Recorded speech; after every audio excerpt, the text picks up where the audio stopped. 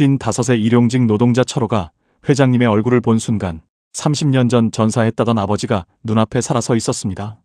철호의 주머니 속에는 2달 전 세상을 떠난 어머니가 평생 가슴에 품고 살다 마지막 숨을 거두며 건네준 빛바랜 군인 사진 한 장이 들어 있었습니다. 사연 시작 전에 구독과 좋아요, 댓글로 오늘 마음 날씨를 들려주세요. 당신에게 좋은 하루가 되길 기도하겠습니다. 55해를 살아오며 온몸이 닳도록 일만 해온 한 남자가 어느 봄날 오후 인생에서 단 한 번도 준비해 본 적 없는 장면과 맞닥뜨리게 됩니다. 그 순간부터 철호의 세상은 전혀 다른 방향으로 흘러가기 시작했습니다. 철호는 어려서부터 아버지 없이 자랐습니다.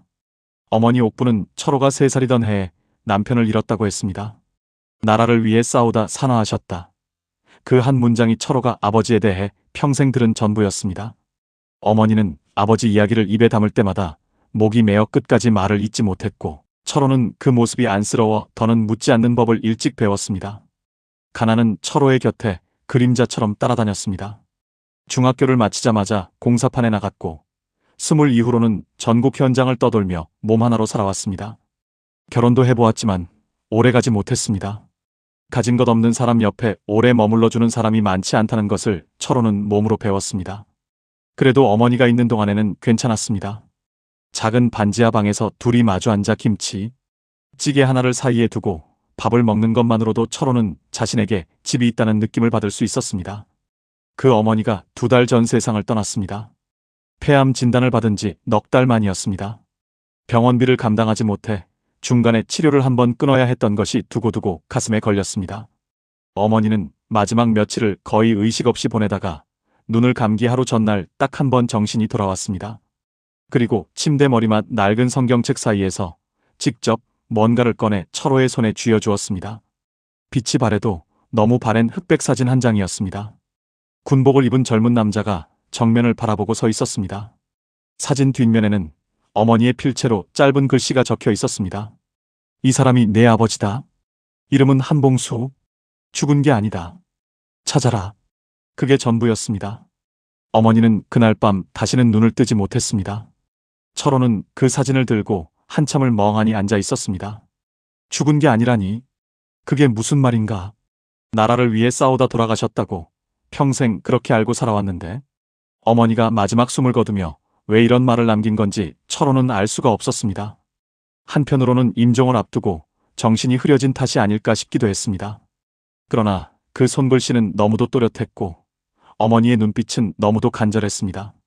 사진은 장례를 치르는 내내 철호의 주머니 속에 있었고 그 뒤로도 단 하루도 몸에서 떼어놓은 적이 없었습니다. 그리고 2달이 지나 오늘 철호는 서울 외곽의 한 대형 복합 건물 신축 현장에 일당을 받기로 하고 나타났습니다. 현장 소장이 오전 안전교육을 진행하는 동안 저 멀리 검은 승용차 한 대가 현장 입구에 멈춰 섰습니다. 차에서 내린 사람은 허리가 꼿꼿한 70대 노인이었습니다. 정장 차림에 은발이 단정하게 넘겨진 그 노인은 현장 소장과 악수를 나누며 설계 도면을 펼쳐들었습니다. 건물주라는 이야기가 인부들 사이에서 나직하게 돌았습니다. 철호는 안전모를 고쳤으며 무심코 그쪽으로 눈길을 주었습니다. 그 순간이었습니다. 노인이 고개를 들어 현장을 한 바퀴 둘러보는데 역광을 받아 선명하게 드러난 그 측면의 윤곽이 철호의 눈에 박혔습니다. 긴 콧날, 도드라진 광대, 눈 아래로 짙게 패인 그늘, 그리고 오른쪽 눈썹 끝을 가로질러 난 가느다란 흉터. 철호는 자신도 모르게 주머니 속으로 손이 들어갔습니다. 맞은편에서 노인이 혼자 우산 없이 걸어오고 있었습니다. 수행하던 직원이 잠깐 어딘가로 사라진 틈이었습니다. 노인은 처마 밑에 서 있는 인부들 쪽으로 자연스럽게 들어섰습니다. 비를 피하려는 것이었습니다. 철호는 그 자리에 없는 척할 수가 없었습니다. 두 사람 사이의 거리는 2걸음도 채 되지 않았습니다. 노인이 먼저 말을 건넸습니다. 수고가 많소. 오늘 같은 날씨에 고생이 이만저만이 아니지. 목소리가 낮고 묵직했습니다. 그 목소리가 철호의 귀에 닿는 순간 이상한 일이 벌어졌습니다. 가슴 한가운데가 뜨겁게 달아오르는 것이었습니다. 철호는 용기를 냈습니다. 혹시 회장님, 한봉수 회장님이십니까? 노인이 천천히 고개를 돌렸습니다. 그렇더만 자네는? 철호는 숨을 한 번 크게 들이켰습니다. 저는 여기 일당직으로 일하는 한철호라고 합니다. 제 어머니 성함이 이옥분이었습니다. 그 순간이었습니다. 노인의 안색이 한순간에 하얗게 변했습니다. 이옥분. 노인의 입술이 미세하게 움직였습니다. 소리가 났는지조차 알 수 없을 만큼 작은 움직임이었지만 철호는 보았습니다. 노인이 그 이름을 알고 있다는 것을, 그 이름이 이 사람에게 아무것도 아닌 이름이 아니라는 것을. 노인의 눈빛이 떨렸습니다. 그리고 철호를 위아래로 한번 천천히 훑어보더니 다시는 시선을 마주치지 않았습니다. 자네 어머니는 안녕하신가? 2달 전에 돌아가셨습니다. 정적이 흘렀습니다. 빗소리만 처마를 두드렸습니다. 노인은 한동안 아무 말도 하지 않았습니다. 그러다 직원이 우산을 들고 달려오자 아무 일도 없었다는 듯 자연스럽게 몸을 돌렸습니다. 그리고 딱 한마디만 남겼습니다. 나중에 연락하겠소. 그게 다였습니다. 철호는 그날 밤 잠을 이루지 못했습니다. 반지하 방 천장을 바라보며 뒤척이다 새벽 3시에 일어나 불을 켰습니다. 어머니 사진을 꺼냈습니다. 젊은 날 어머니가 웃고 있는 사진이었습니다. 그 옆에 아버지라고 했던 군인 사진을 나란히 놓았습니다. 엄마, 당신이 평생 이 사람을 기다린 거야? 죽은 게 아니라는 걸 알면서 혼자 기다린 거야? 눈물이 흘렀습니다. 처음에는 두 뺨을 타고 조용히 흘러내리다가 나중에는 어깨가 들썩일 정도로 터져나왔습니다. 55해 동안 억눌러 온 것들이 한꺼번에 쏟아지는 것 같았습니다. 그리고 사흘째 되던 날 오후 철호의 낡은 휴대전화가 울렸습니다. 저장되지 않은 번호였습니다. 내일 저녁 6시에 을지로 5성 빌딩 20층으로 와주겠소? 철호는 낡은 난방 하나를 가장 깨끗하게 다려입고 그곳으로 갔습니다. 노인은 혼자였습니다. 넓은 회의실에 2사람만 마주 앉았습니다. 창밖으로 서울 야경이 내려다 보였습니다. 노인은 오랫동안 말이 없었습니다. 그러다 천천히 입을 뗐습니다. 자네 어머니가 많이 힘들었겠지. 철호는 대답하지 않았습니다. 노인이 계속했습니다. 내가 변명을 하려는 게 아니라 이옥분이란 이름은 단 하루도 잊어본 적이 없었단다. 노인의 눈이 붉어졌습니다. 어머니가 돌아가시기 전에 찾아오지 않은 이유가 뭡니까? 철호의 목소리가 낮게 깔렸습니다. 노인은 대답하지 못했습니다. 철호는 주머니에서 사진을 꺼내 테이블 위에 놓았습니다. 어머니가 마지막 숨을 거두기 하루 전에 제 손에 쥐어준 겁니다. 찾으라고 했습니다. 그런데 저는 이제 뭘 찾아야 하는 건지 모르겠습니다. 노인은 그 사진을 보더니 결국 고개를 숙였습니다. 어깨가 천천히 흔들렸습니다. 70이 넘은 노인이 2손으로 얼굴을 감싸 쥐고 소리 없이 우는 모습이었습니다. 철호는 자리에서 일어났습니다. 그리고 등을 돌리려다 멈췄습니다. 저는 아버지를 원망하러 온 게 아닙니다. 어머니도 마찬가지였을 겁니다. 다만 한 가지만 말씀드리겠습니다. 어머니는 평생 반지하 방에서 사셨습니다. 제가 드릴 수 있는 것보다 더 좋은 곳에 모셔드리고 싶었는데 끝내 그러지 못했습니다. 저는 그게 제일 억울합니다. 철호는 그렇게 말하고 회의실을 나왔습니다. 그로부터 이틀 후 노인은 철호에게 연락을 다시 해왔습니다. 이번에는 전보다 조심스럽고 낮은 목소리였습니다. 자네 어머니 묘소에 한번 같이 가도 되겠소? 철호는 오랫동안 전화기를 내려다보았습니다. 그리고 짧게 대답했습니다. 오세요. 그날 묘소에서 노인은 무릎을 꿇었습니다. 아무 말도 없이 오래 앉아 있었습니다. 철호는 노인의 옆에 나란히 앉아 어머니가 좋아하시던 국화 한 송이를 앞에 놓았습니다. 2사람 사이에는 아무 말도 없었지만 그 침묵이 이상하게도 차갑지 않았습니다. 돌아오는 길에 노인이 먼저 물었습니다. 자네 지금 사는 곳은 어떻소? 철호는 잠시 생각하다 솔직하게 대답했습니다. 반지하입니다. 어머니랑 같이 살던 그 방에 아직 있습니다. 노인은 더 묻지 않았습니다. 그냥 앞만 보며 걸었습니다. 그러다 차를 세우기 전에 나직하게 말했습니다. 자네 어머니가 찾으라고 했다 했지. 내가 자네한테 뭘 해줄 수 있는 사람인지는 솔직히 모르겠소. 철호는 그 말에 아무 대답을 하지 않았습니다. 그냥 차 창밖을 바라보았습니다.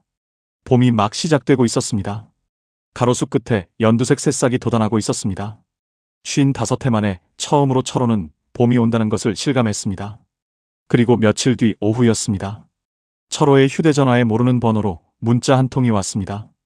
당신이 누구인지 압니다. 만나고 싶으시면 연락주세요. 아버지 진실에 대해 알고 있습니다. 철호는 문자를 3번 읽었습니다.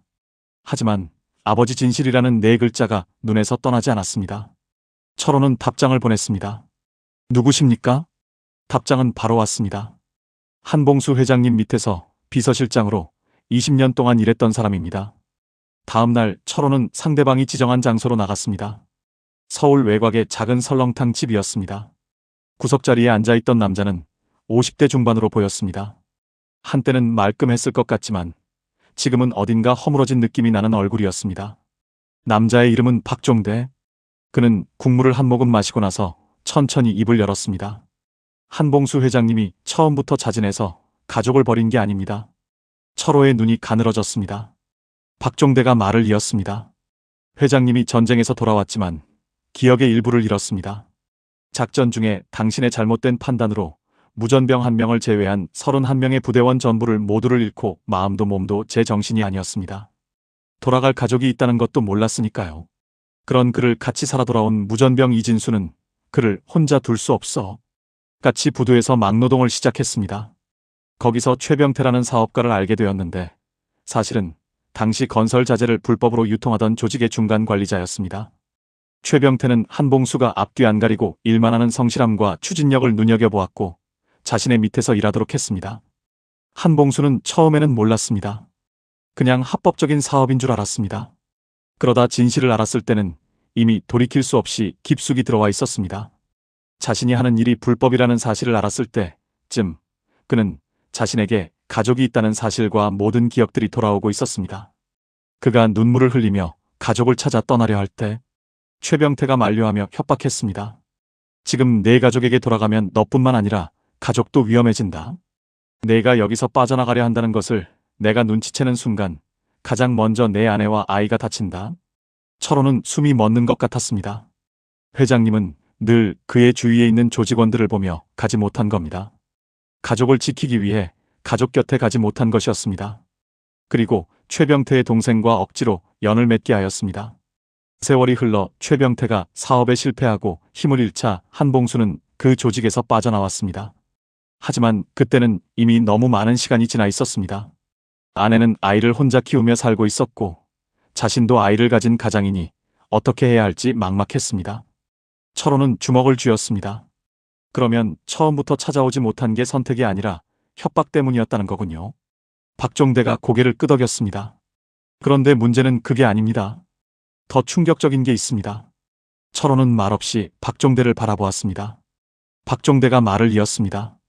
최병태 씨 아들이 지금 한봉수 회장님 옆에 있습니다. 철호는 눈썹이 올라갔습니다. 무슨 말입니까? 박종대가 목소리를 더 낮췄습니다. 한봉수 회장님이 재혼하시면서 얻은 자녀들 중에 큰아들 한재동 씨 있지 않습니까? 그 사람이 최병태 씨 딸과 결혼했습니다.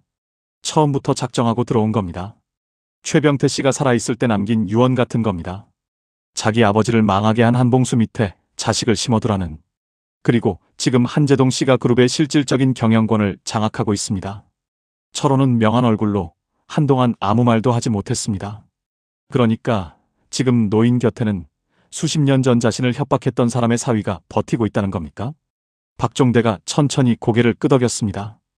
회장님은 그 사실을 아직 모르십니다. 제가 낌새를 채고 조사를 시작했다가 한재동 씨한테 걸려서 비서실장 자리에서 잘렸습니다. 회장님한테 말하려 했는데 한재동 씨가 먼저 손을 썼어요. 회장님한테 제가 공금을 횡령했다고 모함을 했습니다. 증거를 조작해서요. 철호는 설렁탕 국물을 멍하니 바라보았습니다. 그리고 천천히 물었습니다. 당신이 저에게 이걸 알려주는 이유가 뭡니까? 박종대는 처음으로 눈을 직접 마주쳤습니다. 저는 20년 동안 그분 밑에서 일했습니다. 그분이 어떤 분인지 압니다. 그분 곁에 남은 진짜 가족은 당신뿐입니다. 그리고 솔직히 말하면 저 혼자로는 한재동을 이길 수 없습니다. 당신이 필요합니다. 철호는 오랫동안 아무 말도 하지 않았습니다. 집으로 돌아오는 내내 머릿속이 폭풍 같았습니다. 아버지가 돌아오지 못한 이유가 겁쟁이여서가 아니라 협박 때문이었다는 것. 그리고 지금 그 아버지 곁에 원수의 씨앗이 뿌리를 내리고 있다는 것. 어머니는 이것을 알고 있었을까? 알면서도 아무 말 못하고 눈을 감으신 걸까? 그날 밤 철호는 박종대에게 전화를 걸었습니다. 두 사람은 2시간 동안 통화했습니다. 박종대가 20년간 비서실장으로 일하며 모아온 자료들을 공유하기로 했습니다. 한재동이 그룹 자금을 어떻게 조금씩 빼돌리고 있는지, 최병태의 딸과 결혼하게 된 과정에서 어떤 거래가 오갔는지 그 흔적들이 서류 속에 남아 있었습니다. 그리고 철호에게는 박종대에게는 없는 것이 있었습니다. 노인의 마음을 열 수 있는 단 하나의 열쇠, 어머니의 사진과 기억이었습니다. 이틀 뒤 철호는 다시 아버지에게 연락을 했습니다. 어머니 묘소 근처에 작은 찻집에서 만나기로 했습니다. 그리고 찻집에서 마주 앉았을 때 철호는 바로 본론을 꺼내지 않았습니다. 먼저 어머니 이야기를 꺼냈습니다. 어머니가 반지하에서 사시는 동안에도 절대 버리지 않은 게 세 가지였습니다. 성경책, 그 사진, 그리고 회장님이 쓰신 편지 한 통이었습니다. 노인의 눈이 흔들렸습니다. 편지라고 철호는 품 안에서 누렇게 빛바랜 봉투 하나를 꺼냈습니다. 언제 쓰신 건지 날짜가 없습니다. 어머니가 직접 봉하셔서 저도 열어본 적 없습니다. 회장님이 보내신 겁니까? 노인은 떨리는 손으로 봉투를 받았습니다. 봉투를 보는 순간 노인의 눈에 눈물이 맺혔습니다. 내가 보낸 편지 맞네. 이 편지가 도착했다는 걸 몰랐어. 전달이 됐는지 확인할 방법이 없었거든. 철호는 조용히 말했습니다. 어머니는 이걸 받고 나서 한 번도 버리지 않으셨습니다. 그리고 돌아가시면서 저한테 주셨습니다. 열어보지 말고 그 사람을 찾으면 직접 돌려주라고. 노인은 봉투를 두 손으로 꼭 쥔 채 한동안 아무 말도 못했습니다. 그리고 천천히 눈물을 닦았습니다. 철호는 그 순간을 기다렸다가 조심스럽게 꺼냈습니다. 회장님, 저 최병태라는 사람 이름을 아십니까? 노인의 표정이 굳었습니다. 그 이름을 어디서 들었소? 철호는 박종대에게 받은 서류를 테이블 위에 조용히 놓았습니다. 그리고 한 장씩 넘기며 설명했습니다. 노인은 처음에는 침착한 얼굴로 서류를 보다가 한재동이라는 이름이 나오는 부분에서 손이 멈췄습니다. 한재동 씨 장인이 최병태 씨입니다. 노인은 서류를 손에 쥔 채 굳어버렸습니다. 노인은 오랫동안 아무 말도 하지 않았습니다. 창밖으로 해가 뉘엿뉘엿 기울고 있었습니다. 그러다 노인이 입을 열었습니다. 나는 그 아이가 최병태 씨 딸과 결혼한다고 했을 때 반대를 많이 했어. 그런데 이미 최병태는 없는 사람이고 아이가 하도 간절히 원해서 결국 허락을 했어. 그런데 그게 이런 사연이 있었네. 노인은 말을 잇지 못하고 눈을 감았습니다. 그리고 처음으로 철호를 오래 정면으로 바라보며 아들이라고 불렀습니다.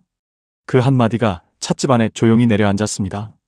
55해 만에 처음 들어보는 그 부름에 철호는 눈물이 나오려는 것을 참으려 입술을 깨물었습니다. 노인도 마찬가지였습니다. 두 사람은 서로 아무 말도 하지 않았습니다. 그러나 그 침묵 속에서 50년 넘게 어긋나 있던 무언가가 조금씩 제자리를 찾아가고 있었습니다. 그날 이후로 두 사람은 함께 움직이기 시작했습니다. 노인은 오래된 변호사를 통해 조용히 그룹 내부 자금 흐름을 다시 들여다보기 시작했습니다. 철호는 박종대가 보관하고 있던 나머지 서류들을 정리했습니다. 한재동은 아직 낌새를 채지 못했습니다. 2달 뒤 조사 결과가 나왔습니다. 한재동이 지난 10년간 조금씩 빼돌린 금액이 노인도 예상하지 못한 규모였습니다. 더 충격적인 것은 최병태의 딸, 즉 한재동의 아내가 실제로 이 계획을 처음부터 주도했다는 사실이었습니다. 최병태가 죽기 전에 남긴 메모가 박종대의 서류 더미 맨 밑에 있었습니다. 아버지를 망하게 한 그 인간의 재산을 반드시 되찾아라. 노인은 그 메모를 읽고 한참 동안 눈을 감고 있었습니다. 그러다 낮게 말했습니다. 내가 최병태한테 한 일들이 이런 식으로 돼 돌아온 거구나 철호야. 나도 정직한 사람은 못 된단다. 법적 절차는 조용히 그러나 단단하게 진행되었습니다. 한재동은 결국 그룹에서 물러났습니다. 소란스러운 싸움이 아니었습니다. 노인이 증거 앞에서 한재동을 불러단 둘이 마주 앉아 이야기를 마무리 지었습니다. 그 자리에서 어떤 말이 오갔는지는 아무도 몰랐습니다. 다만 한재동이 회장실을 나올 때 눈이 붉어져 있었다는 것만 전해졌습니다. 박종대는 다시 그룹으로 돌아왔습니다. 누명은 조용히 벗겨졌습니다. 그리고 어느 맑은 날 노인은 철호를 불렀습니다. 이번에는 사무실도 찻집도 아닌 자신이 살고 있는 집이었습니다. 현관에 들어서는 철호를 노인이 직접 맞았습니다. 그리고 넓은 거실 한가운데 놓인 소파를 가리키며 말했습니다. 소파 맞은편 벽에는 액자 하나가 새로 걸려 있었습니다. 어머니의 사진이었습니다. 젊은 날의 어머니가 환하게 웃고 있는 철호가 건네준 그 사진이었습니다. 철호는 말을 잃었습니다. 노인이 그 옆에 서서 조용히 말했습니다. 이 집에 이옥분 씨 사진이 걸려 있어야 할 것 같아서. 철호는 한동안 어머니 사진을 바라보며 눈물을 흘렸습니다. 어머니, 제가 아버지를 찾았습니다. 그 길고 긴 어긋남의 세월이 끝나는 날이었습니다. 30년 넘게 제각각 다른 자리에서 버텨온 두 사람이 드디어 같은 곳을 바라보며 나란히 서게 된 날이었습니다. 빛바랜 사진 한 장이 이어준 기적이었습니다. 어떤 인연은 끊어진 것이 아니라 긴 우회로를 돌고 있는 것일지도 모릅니다. 여러분이라면 철호의 자리에서 아버지를 용서할 수 있으셨겠습니까? 댓글로 마음을 나눠주세요. 오늘도 끝까지 함께 해주셔서 진심으로 감사합니다.